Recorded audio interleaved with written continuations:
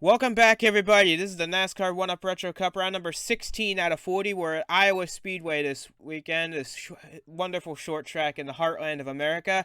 I'm alongside Ben McDonald for today's race, and this race has a little bit of everything. About a short track banging, a few pit strategy calls. You can't make it to the end on one tank of gas. So the question is, how much aggression do you want to use early if you're starting deep in the field to make up your ground, and how much do you want to save your stuff for later in the run? Yeah, this is a very interesting racetrack because it works as a short track as well as a 1.5 mile. So you're going to think you're going to be going as fast as you want to in the corners, but you really just have to hit the brakes as much as you can, get a good apex, and try to get the best rotation to get a good launch off the corners. With As with cautions breeding cautions here at this 7/8 mile oval, it could be a question of attrition, who can survive the longest. And with several front runners starting at the back, it could be a big question of who can survive and who can avoid getting caught up in the big wrecks that we often see here at Iowa. yeah, very interesting racetrack. Uh, Definitely, the draft can be effective here. The line to be preferred here, I would not know. It would, the outside works as well as the inside. It depends on how well you get off the corner and what you do prefer, and how much tire wear you have. Because if you have too much tire wear, it might cost you a couple of tenths if you run too close to that wall. With qualifying taking place a few days ago, we can give you the starting lineup for today's race. After a stellar run at Charlotte Motor Speedway last time out, Jeff Bolton puts his 38 Ford on the pole position for this race at Iowa, with Miles Mashburn alongside. Ace in the 24 starting third. He had a 20-point penalty after Charlotte for his dangerous move to get to pit road across the entire field. Hopefully he can make up some of those points today, as Ricky Freeman Jr. starts fourth and Henry Thomas rounds out the top five. Looking back for the rest of the field, we've got plenty of front runners starting at the back. We've got King in 15th. We've got McMillen, last week's winner, in 24th. We've got a whole bunch of characters in this field, including Michael Edwards making his series debut starting 37th after the 0-19 decided to withdraw from the rest of the season. So now we have 42 cars ready to line up, and we are set to go racing here at Iowa Speedway, and we will take you to the green flag as soon as the cars are lined up.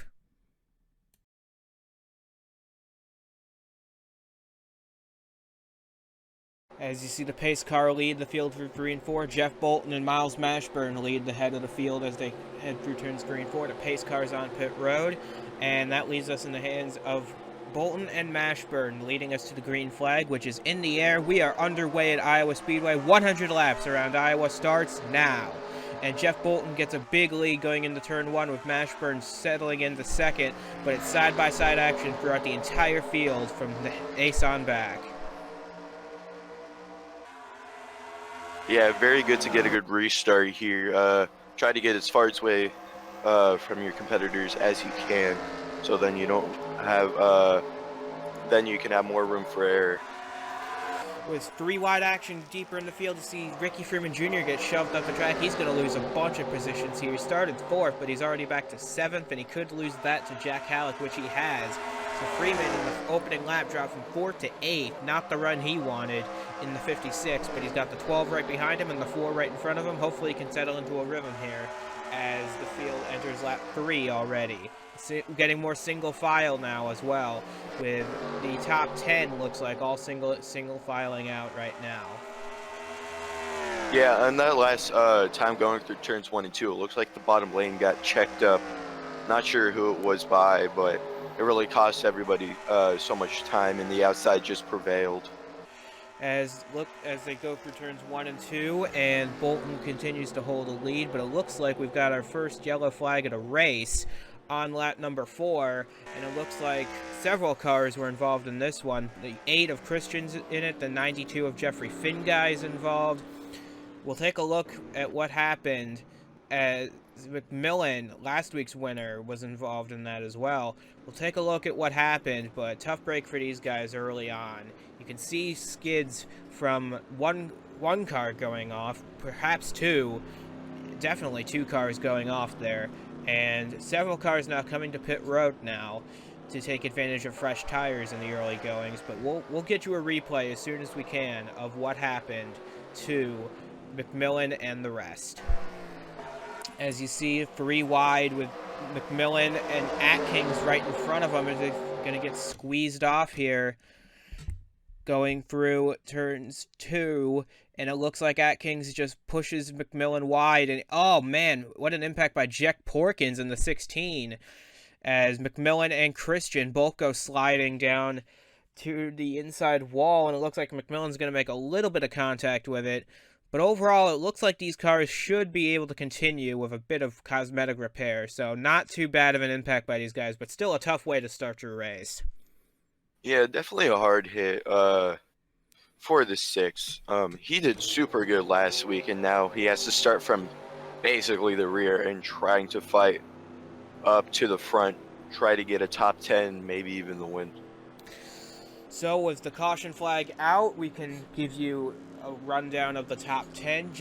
After pit stops, Jeff Bolton retains the lead as the field takes the 1 to go signal this time. So Jeff Bolton leads, Miles Mashburn in 2nd, Ace in the 24 still in 3rd, Henry Thomas 4th, Cal Farrell in the 96 is in 5th, Ricky Freeman Jr. gained a few spots up to 6th, Jack Halleck 7th, number 12 car in 8th, Peter Onjak in the 70 in 9th, and Stephen Hunter's already made his way up to the 10th position in this race. So good run from the 51, and with the 26 mired deep in the field, that could actually help him take the points lead away despite missing the opener at Daytona. Yeah, very interesting. Very different top 10 from what we normally see. We see guys that run mid 15s, 20s, now running up at the front. Hopefully we can see them keep their lead advantage coming to this restart. And with the pace car peeling off, it leaves us in the hands of Jeff Bolton, who takes the restart incredibly well. He gets a good jump on Miles Mashburn, and the field goes into turn 1 for the first time after the restart on lap number 8. And Bolton gets a good run off the bottom lane, but it looks like Ace is going to try and get a run on Mashburn for 2nd. I don't know if it's going to stick or not. It probably won't, because Mashburn's got the advantage of the outside lane to work with him.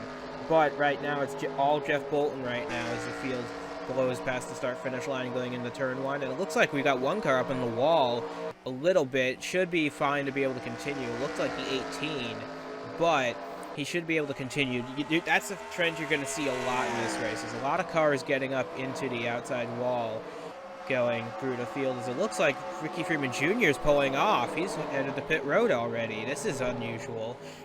You're normally not needing to. Oh, and we've got more trouble in the back. We've got trouble in the back straight away, and it's McMillen again, and the 25 of Dale Johnson as well. So this was a big stack up of cars caused, I believe, by Ricky Freeman Jr. slowing down dramatically to try and come to pit road. I'm not sure why he would need to this early. But Stephen Gale, you can see with damage. You can see Freeman on pit road getting his 4 fresh tires. I'm not sure what happened here, but you can see Ortiz involved, Porkins is involved. But everybody should, like the last caution, everybody should be able to continue in this race with minor damage repair. So you can see, oh, it starts early. It starts with Porkins, and Donotto gets involved as well. And then Christian, tough break for Christian and McMillen. They've been in 2 accidents today already. And you can see Brandon Beal just barely get by on the outside with Sam Donotto.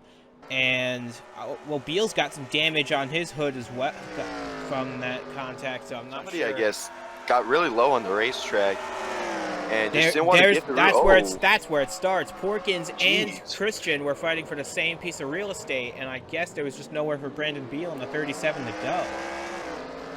Yeah, definitely seems like a weird incident, and then we see the 37 and the 00 get by the McMillen and the 25.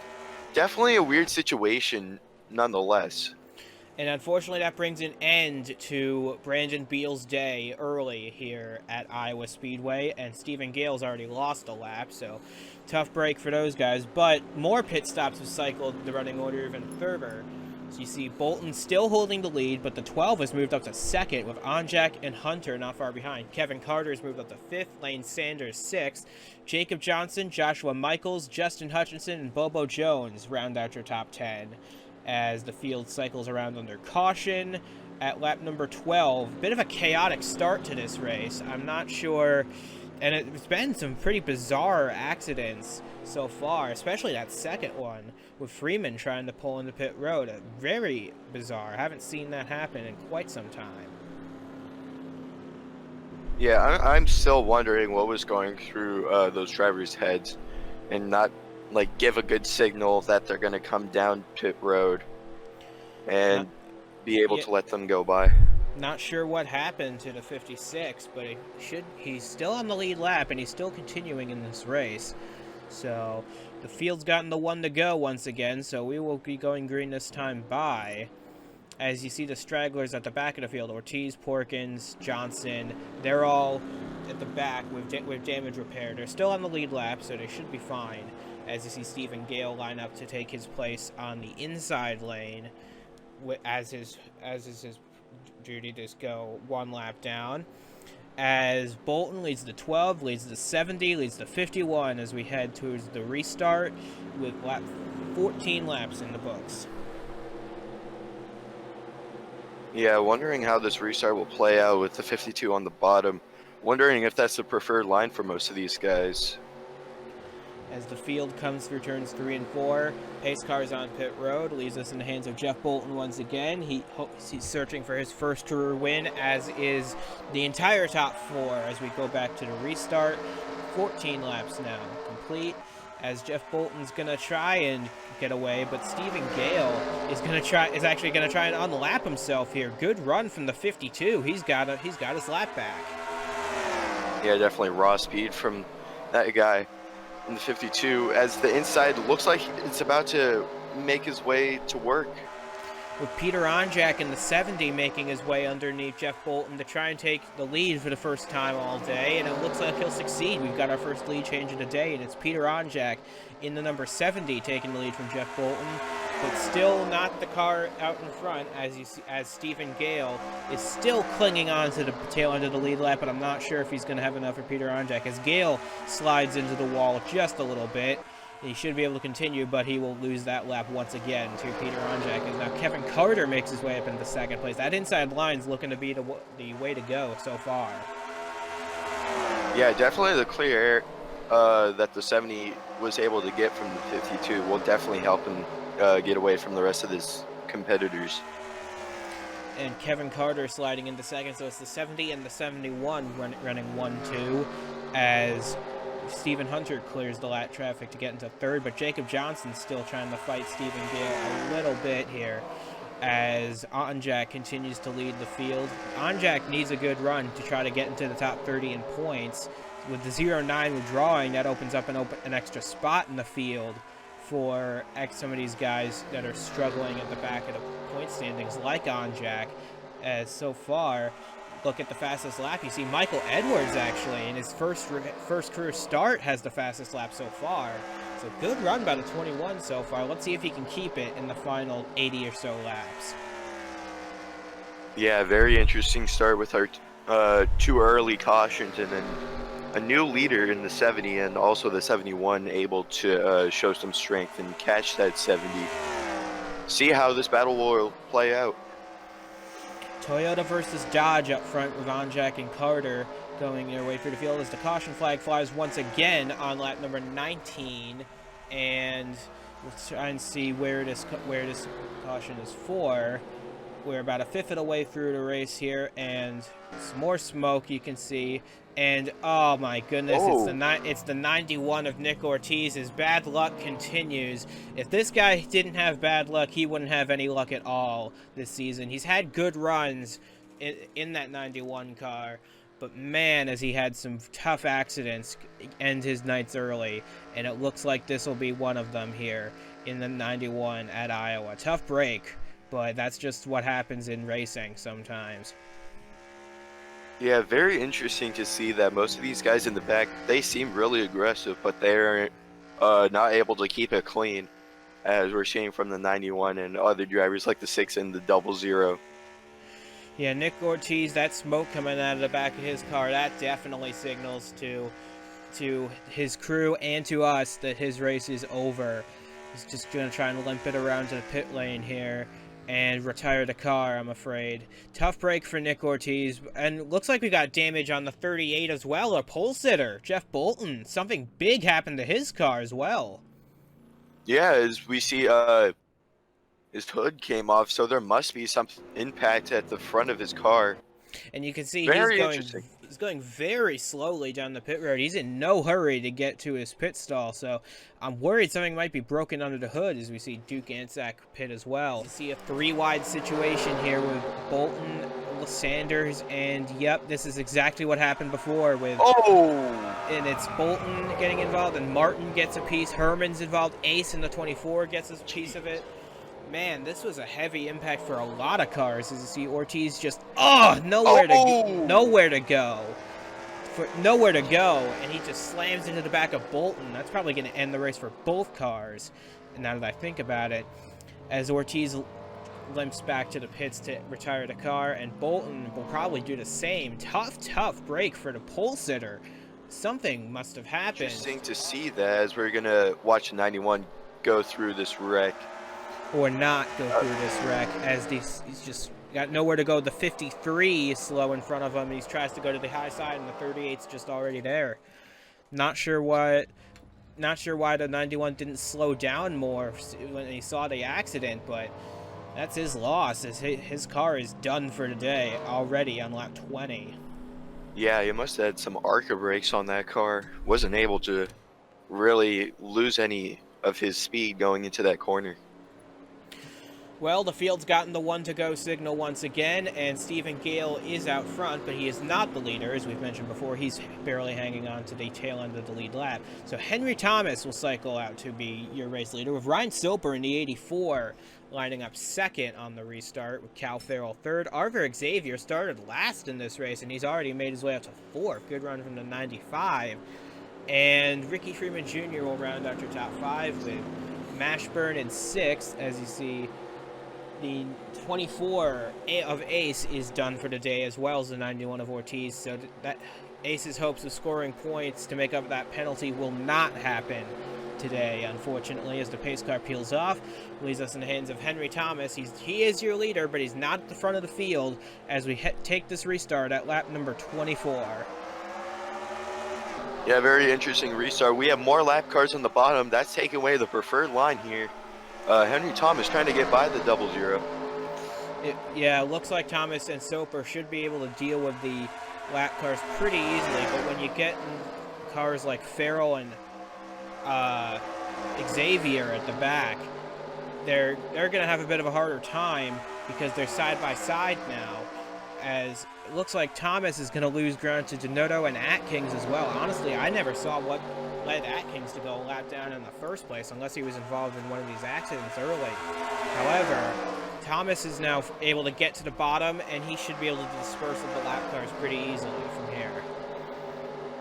Yeah, still stuck behind these lap cars, but once he gets by and gets the clean air that he wants, I think he'll be able to break away from the 84 and the other guys. Yeah, right now the 95 and the 84 are stuck behind Blair and Denoto in the 69 and 00 respectively, as Thomas starts to pull away from these guys a little bit. Xavier really wants to break 3 because he's one of those guys, he's in the top 30 in owners points, but only just at the moment. And the 84 is out of the top 30 in points, so he needs a good run to be able to move up the ladder and secure a locked-in spot here as this race continues, as Henry Thomas starts to get a pretty big lead already in this race. It's up to half a second already as Farrell tags the wall a little bit. You'll see that a lot in this race as cars on the front straightaway slide up and just slide up against the outside wall. It shouldn't be enough to damage their car per se, but it should be enough to slow their momentum as Mashburn gets a run under Cal Farrell for what looks like 5th position. Yeah, Mashburn, after falling back through the field on that last restart, this restart, he's actually been able to get through the field. and try to get up to the top 5. As you look back deeper into the field, you see Stephen Hunter battling the lap car of Caggiano not for position, but Hunter's just trying to preserve 8th place. And Alexa Lutchen started pretty deep in the field as well, and she's already up into the top 10 and 10. Her car has had a lot of speed these last few weeks, but something or other has always happened to get in the way of that. As Xavier's cleared the lap cars, and he's going to make a run at Henry Thomas for the lead. Yeah, but there's still that 52 right in front. He could play a factor if he starts slowing down. The one in the 95, they just basically try to work together to get away from the rest of these guys in the 84 and the 56. But I'm not sure if Arthur Xavier really wants to work with the one instead of just straight up passing him for position, as the 84 is now cleared the lap cars, aside from Stephen Gale, obviously. But these top 3 have established themselves as the top 3 of this race, as Bobo Jones takes the point for fastest lap away from Michael Edwards. So the 13 now holds the bonus point for that. But it's still really early in this race. We still got over 70 laps to go. So anything can still happen in this race, especially with these 3 cars battling as hard as they are. And it looks like Xavier is going to get a run on the bottom side for the lead here. Yeah, very interesting seeing that the one just let him get onto the bottom and take away his preferred line. The 95, the new leader. 95 takes the lead, and the 84 is going to try and follow suit. 3 Toyotas leading the charge ahead of Ricky Freeman Jr., who's about 1.5 seconds off the lead. Now it's 2.2 seconds. These 3 have really established themselves as the front of the field now, as Thomas starts to drift back just a little bit, but he should still be in contention in the early goings here, as Xavier leads Soper, leads Thomas, coming off a turn 4 to complete lap number 34, and it looks like the Toyotas are really putting together a strong performance here. Remember, they are last in the manufacturer's standings right now, behind all the others, so this is a much-needed run for them to help cement themselves as a contending manufacturer here. Yeah, very interesting that the first, second, and third car are Toyotas, showing strength and possibly getting a little bit closer and trying to compete more for that manufacturer's championship. We're on board now with the 84 and Soper as he's going to try and get around Arthur Xavier and the Sony Toyota. It's going to be difficult, but I imagine it will be possible to get by, as we saw him get around Thomas earlier. So it's possible, but he's just got to bide his time and be patient to try and get around the 95. Although that car, Stephen Gale, is getting closer and closer. That could play a factor as well. Yeah, it takes away the clean air for the leader, and once they do eventually catch him, he's going to play the role on who takes this lead, coming down to about 40 laps into this race. As you see the field cycle past the pit exit here, as Xavier continues to lead the way, as you saw Finn Guy get up against the wall. His car has not been handling all that great since that early accident at lap number 3. So he's just trying to hang on here for the rest of this race as the field blasts past our camera there. As now Soper's going to try and make a move to the inside. This is what he's been waiting for right here, is the opportunity, and it looks like he's going to try and get the lead away, and he probably will make it happen. Yeah, definitely that inside is the way to go at this track. Still have the 52 right in front of him. We'll see how that plays a factor on who gets the lead and when it will happen. So far, though, it looks to be smooth sailing for the 84 of Soper as he takes the lead away from Arthur Xavier. This is the first time the 84 has led a race this season. And like I said, he's deep in the point standing, so a win today, or at least a top 5 finish, would really help him out. He had a top 5 at Rockingham, but that was offset by several DNQs. So this team really needs a good run to boost their standing in the points. Yeah, a very inconsistent driver in the 84, but today he doesn't seem like that. He seems like he can possibly win this race. All depends on how they deal with the 52 and how fast that they can get by him and put him a lap down. Because keep in mind, Carter and Hunter and the cars back 2 seconds behind these guys, they're stuck behind lap traffic as well. They're stuck behind Fitzwater and Atkins. So these three should have no problem staying out in front of the field as Carter and the rest are stuck behind lap traffic. So it looks like, for now anyway, it's these three that'll decide the win here today. Thomas has a win at Pikes Peak, but Xavier and Soper have yet to win in their careers. So this would be a good day for them to get their first career win at Iowa. We've had 14 different winners in our 15 races so far. So could we see our 15th winner in 16 races? It could happen here as the battle for the lead gets even more intense. Yeah, very interesting stat. That doesn't mean that nobody's really dominating this series. It's a pretty even playing field, which most of these guys want to see, especially the guys that want to contend for the top 30 positions, as they have basically caught up to that 52 now. The question is now, will that 52 hold them up, because Carter is still 2.1 seconds off the lead. He hasn't gained any time on them. So it's going to be difficult, if even possible, to get around that lap traffic that's playing a big factor in this race. But it looks like Soper is going to manage it to get around Stephen Gale here for not position, but to at least put him a lap down once again.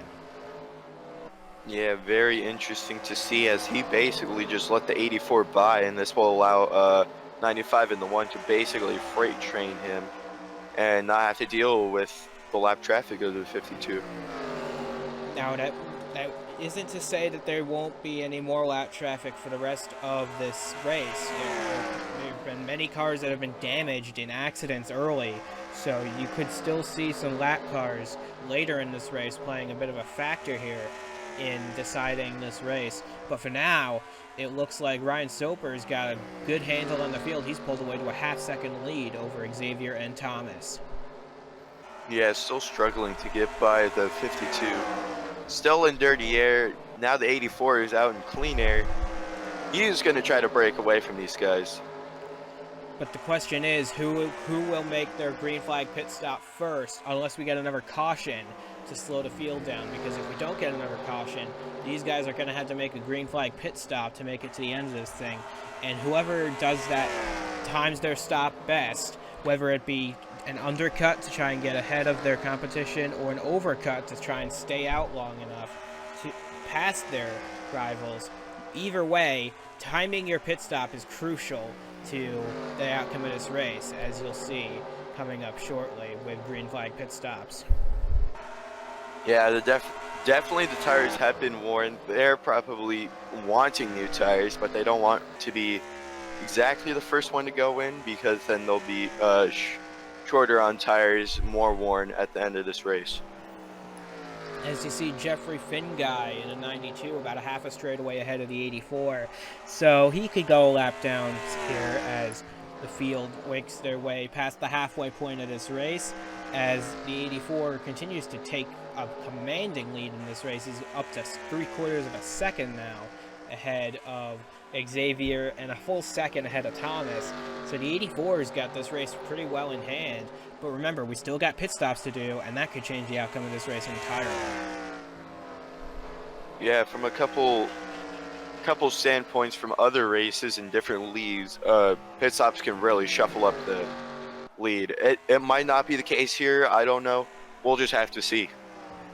As you saw the 25 of Dale Johnson make contact with the outside wall, he should be able to continue without much difficulty.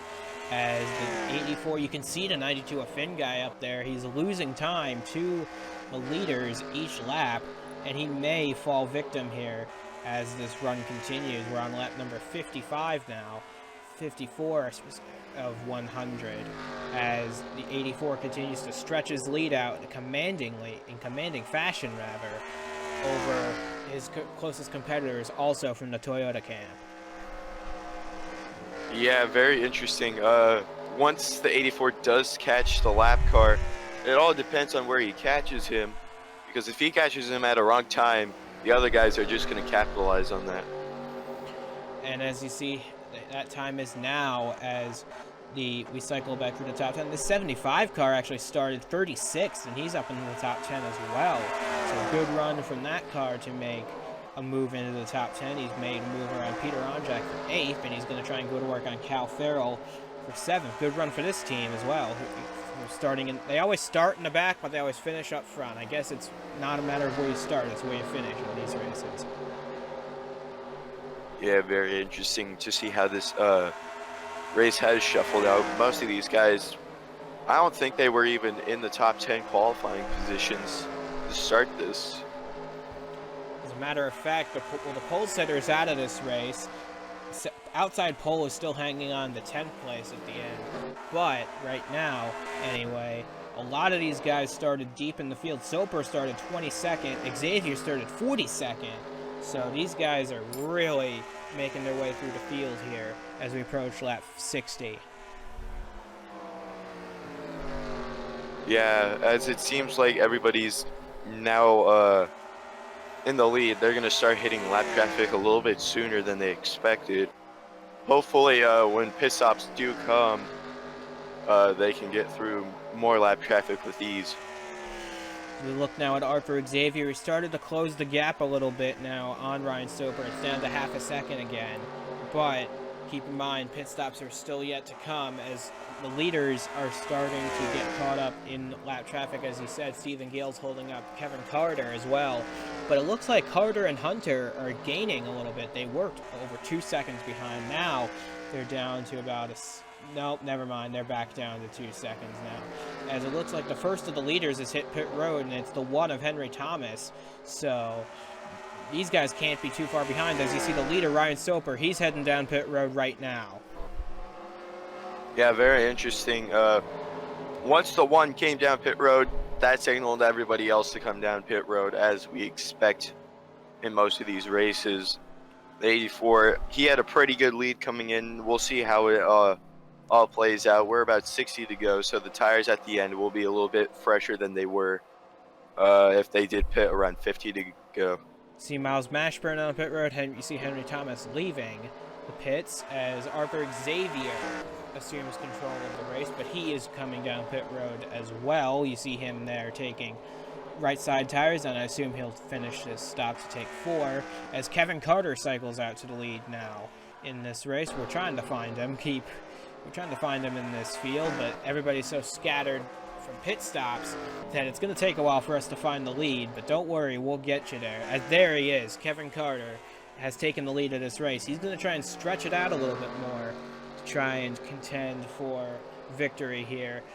He knew this was his only chance to try and do something that the leaders didn't do, so he's going to try and stretch out his run a little bit longer, and now that he's got clean air, it might actually pay dividends for him. Yeah, it all depends on how the tire wear really affects the car. It might give him to a 5/10 to a second disadvantage, but once he does get on fresh tires, he would be 5 or 10 laps faster with wear. It will definitely help in the long run. As you see Mashburn ahead of Carter, remember these stops have yet to cycle all the way through, so the running order may look a bit different, and you might see your favorite driver running not where they were running most of the race. As you see Mashburn, he was running in the top 10 all day, and he's about to get lapped now, but that's just because the pit stops have yet to cycle all the way through. So don't worry about that. He'll be back up front before you know it once these stops cycle out. But right now it's Kevin Carter leading with about a second's advantage over Stephen Hunter and 3 seconds on Jacob Johnson. The top 10 at least have yet to pit in this cycle. And these guys actually may have come down pit road at the earlier caution flag, so they may be able to stretch it out a little bit further than the guys who stayed out the entire way up until this point. Yeah, very interesting to see that Kevin Carter, who didn't even pit yet, passed somebody that has pitted. So he definitely has speed on some of these guys in this field, and this might play out in his advantage if he can get 4 fresh tires and possibly get a good break. With Kevin Carter now taking a commanding lead in this race. He's still yet to pit, though, and Stephen Hunter is gaining time on him. That duel with Mashburn did cost him a little bit of time as Carter continues to lead the way, and it looks like he is going to catch it up to Josh Drake in the 86, another lapper. But Hunter is gaining time on him lap after lap, so hopefully we may see an entertaining battle for the lead yet before pit stops. Yeah, very interesting to see if the 51 can get by the 72 faster than the 71 did. And this might play a good factor in this race right before the pit stops happen. And the 86 of Josh Drake is going to make this difficult for Kevin Carter. He does not want to go lap down, but Carter is determined to make that happen as he's going to power around the inside. And it looks like Mashburn's also going to get around Josh Drake. So the pit stops are continuing to cycle out. We've got, and here we see Kevin Carter and Stephen Hunter both on their way to pit road. So they stretched it out about 11 laps more than Soper and Xavier did. So we'll see what happens when the pit stops cycle out. See who manages to keep the lead here. But we'll see what happens, because Lane Sanders has assumed the lead, but he is yet to pit in this cycle. So Xavier is going to cycle out probably to a top position as we see Lane Sanders make his way down pit road now. So this should complete the cycle almost, as you see Edwards on pit road, you see Ansack on pit road, a bunch of cars on pit road. Kevin Carter's leaving, Jack is heading out. A lot of cars leaving pit road here. We'll see what happens with the pit stop cycling. But who's going to have the advantage? Will it be Soper or will it be Carter, who stayed out that little bit longer? Yeah, very interesting to see as the 12 heads down pit road. Wondering if that little bit of tires and fuel at the end after pitting on one of the first caution flag restarts, see if that put an advantage for them. As right now it looks as though Carter has gotten out ahead of Arthur Xavier, who's gotten ahead of Ryan Soper, although they pitted about the same time. We've got contact between Jack and Joshua Michaels. That was almost a wreck. And that is the last thing these guys wanted to see, is a caution flag in the middle of green flag pit stops. But thankfully they managed to avoid that kind of contact, as it looks as though Kevin Carter will keep the lead over Arthur Xavier. Yeah, great move by Kevin Carter to make that pit stop during the caution sequence and be able to stretch it out as far as he can, and now has the lead. And has fresher tires by about 11 laps than the rest of these guys. We're approaching three-quarter distance now in this race as Carter continues to lead. He's going to approach Caggiano to lap him here, as the fastest lap of the race has not changed. The 13 still has that point. But our Xavier is not that far behind, and it looks like it's going to be a two-car battle between the 71 and the 95 for the race win, as the overcut seems to have paid off for Kevin Carter. Yeah, very interesting to see that. Great strategy by the 71, as we have said, and wondering how this will play in the long run. Still lap traffic to get by. I don't think the 71 would really have too much of a problem in doing by passing them. There's the Sunrun Chevy of Michael Edwards in his series debut. He's having a solid run. He's only one lap down, and he's hanging on to, I believe, 28th position, so a good run by the 21 in his first series start.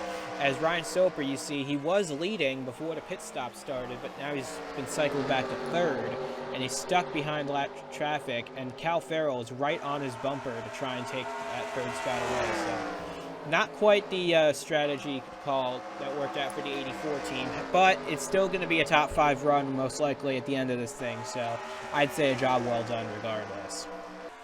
Yeah, very interesting to see. I believe too many cars coming down on pit road together really mess up the strategy for most of these guys. As laps are winding down, we're about to hit 20 to go soon.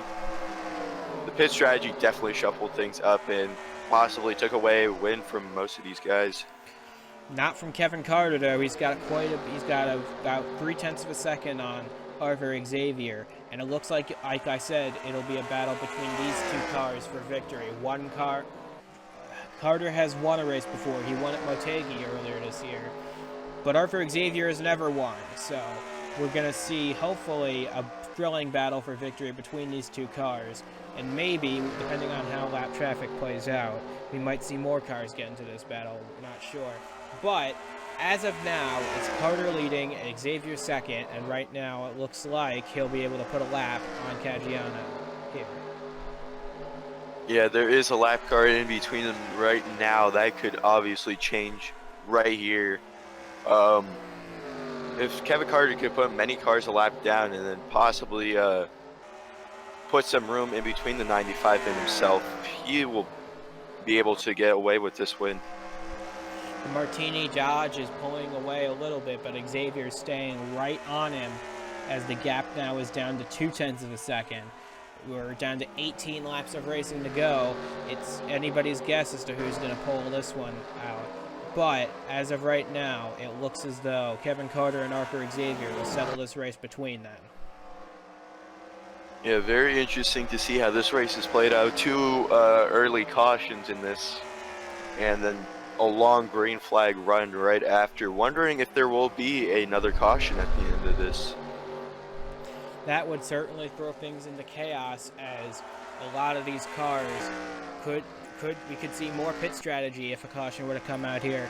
But right now, that's the last thing Kevin Carter wants to see is a caution flag, because he is having a comfortable run out in front of Arthur Xavier. His lead's gone up to half a second. As the 84s drops to 3 seconds back, it's going to be a battle between the 71 and the 95 all the way here as we approach 15 laps to go. Yeah, coming out of turn 4 for the 71, we're getting to about 15 laps to go. Wondering if the 95 has any other speed that he can take out of his car and possibly get a getting the hard charging 95 up to the front. Doesn't look like it right now, but we don't know, not until we get closer to this finish. And the 95, remember, started dead last in this field, 42nd, so he's already made a valiant charge up to the front of the field. And even if he doesn't get this win, a second place is still a very good run for a team that really needs a good run. Their last top 5 was all the way back in Monza, so they're looking for a solid finish to boost their oval program a little bit, because remember that hard hit they took at Chicagoland way earlier in the season has set them back quite a little bit. So the 95 team is looking for a solid run here to put themselves back in the picture. Yeah, I'm not sure how they came out during the pit stops. This might throw a wrench into it, if they are on the same strategy of the 71 or not. If they aren't, then the 71 has a little bit of an advantage, but we'll see how the 95 can handle this. Xavier came to pit road about 10 laps earlier than Carter did. So Carter's got the fresher tires of the two, but Xavier has had temperature build up in the tires more. So that may balance itself out, although with the length of this run, it may not matter too much as Carter continues to expand his lead as we're approaching 10 laps to go in this race. Yeah, as we're seeing, lap traffic might be able to play a factor in these last 10 laps. If they do catch him at a wrong time, this might cause for a really good battle for this win. We're keeping track of the battle for the lead now as it's down to about half a second as we're under 10 laps to go now in this race.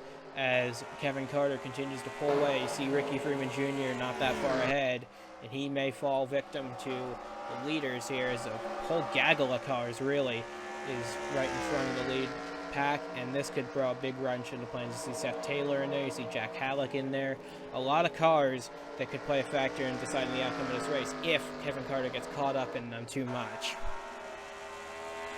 Yeah, it all really depends on when he catches them. If he catches them in the corner, then it's going to really slow him down. But if he can catch him pretty early into the front or back stretch, then he'll be able to get around them quicker. And now coming off of turn number 2, Kevin Carter is managing to keep his lead at about 0.7 of a second as the 95 has yet to gain ground on him, really. So I think those fresh tires are really paying off for Kevin Carter as we're coming down to the final few laps here. So it's just a matter of if Carter can keep a steady line and run 7 more solid laps here. Yeah, it all depends how well the 95 can turn laps in, as well as this lap traffic. There is a lot of these guys, about 4 cars, that are possibly going to go a lap down here.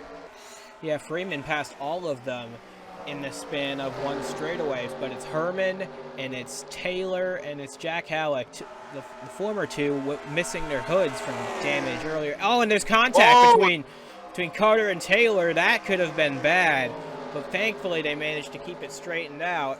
I'm curious if that'll cause the 71 to lose ground, and he actually gained time on Arthur Xavier despite that. What a move, and that's going to get him past both Taylor and Herman. And now he's got almost a second's lead as we approach 5 laps to go in this race. Yes, he still has to get around many of these guys, as there is a car out of this race. That's the 75. He's blown a header. Tough break for the 75. He's had such a good run going. He charged from 36 up to the top 10, but unfortunately his day ends just a few laps short of the finish with a blown header. As the 71 continues to dominate this race, he's struggling to get around Jack Halleck here, but that may allow Xavier to close in as we're coming down on the final few laps. This could get very interesting if he continues to be held up like this. Yes, so close. The 71 cannot get past this car. Now it's all up to the 95 to catch up, which he is not able to do right now. He hasn't even caught this lap traffic yet. As Carter manages to finally make his way around Jack Halleck to put him a lap down as we're coming to 3 laps of racing to go. And it looks like the only one standing between Carter and an easy breeze to victory is Ricky Freeman Jr., who started 4th, but has been caught up in his fair share of trouble today and has dropped really far down the running order. As Carter puts a lap on Freeman, this is going to be an easy win for Kevin Carter as we're approaching 2 laps of racing left to go at Iowa Speedway. Yeah, the 95, he has to do whatever he can to get by these lap cars as fast as he can.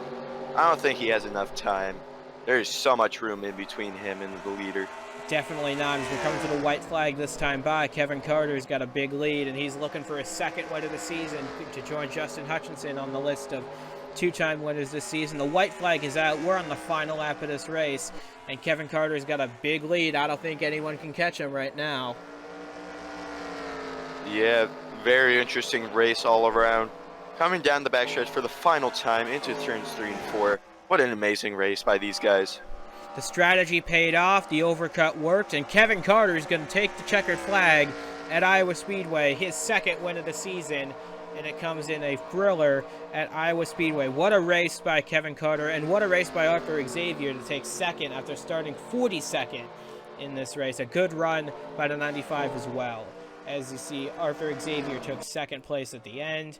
Ryan Soper will come home 3rd. Peter Onjak 4th. Cal Farrell with his first top 5 of the season, I believe, in 5th place. Chris Maley, we had a pretty quiet run to 6th place ahead of Stephen Hunter. Jacob Johnson, Alexa Lutchin, and Henry Thomas rounds out your top 10 after leading earlier. Well, this was quite an exciting race, and I'm glad to say we've got another race at the Speedway coming up later in the season as our 3rd to last race of the season. So this is going to be an interesting track to come back to as the field gets close to ending the season off. Yeah, I know Kevin Carter has the strategy he wants for the next time we come here. Definitely played in his favor after the 2 early cautions and then the long green flag run right after that. With Kevin Carter taking the win today, our attention now turns to Kansas Speedway for round number 17 of the season, and that will come from Kansas. We're not too far away, so hopefully we can get to you from Kansas in a short amount of time. From Ben McDonald and myself, congratulations to Kevin Carter. He's taken the checkered flag at Iowa. His 2nd win of the season has been claimed.